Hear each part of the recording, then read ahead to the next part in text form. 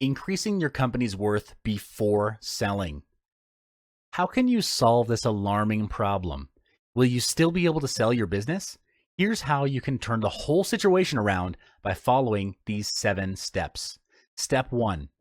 A goal is a dream with a deadline. Set a target value on how much you want to sell your business for, and with a realistic time frame. For instance, if $5 million is a 12x multiplier, this is how you should be thinking. I want to sell my business for $5 million in 2 years' time. Find out how much your company needs to make annually to achieve your goal of selling your business away for $5 million. How can you achieve it? By driving in more sales, delivering more value, and having a higher profit margin. Step 2, bring in more sales. Create recurring revenue. Why isn't your business making money? Is it because your products or services are not fulfilling customers' expectation? Or could it be lack of sales? If it is, hire a sales team and a marketing team. The sales and marketing team's aim is to bring in more revenue for the company, increasing the annual earnings of the company. Have a manager for each team to manage their progress, and each of them is to report to you on a weekly basis. They should also propose ways to bring in more potential clients and maintain existing customers. Improving the customer's experience with the company is to make them raving fans of your company, and you need that kind of free press. Step 3, cash flow is king. A buyer will only buy or invest into, and in your buyer's eyes, buying in your company is a form of investment.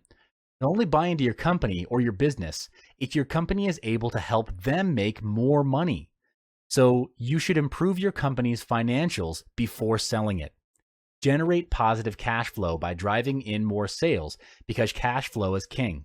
To make your business a valuable and sellable asset, your company should have a history of making a healthy profit. Why profit and not revenue?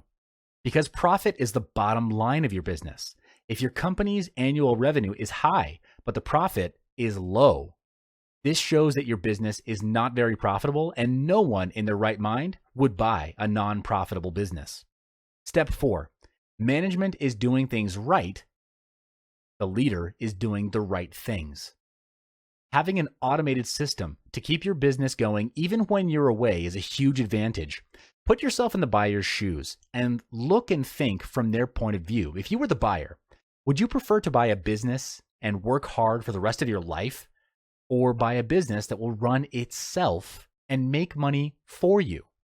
Obviously, the answer is clear. So you need to form a management team to manage and lead your employees instead of you managing them. Step 5, make them stay. Once you've found the suitable manager or leader, tell them your plan of selling the business. At this point, you might feel that you're betraying your fellow employees of the management level, but in life, everyone has different priorities, and you want to have freedom and some quality time with your loved ones.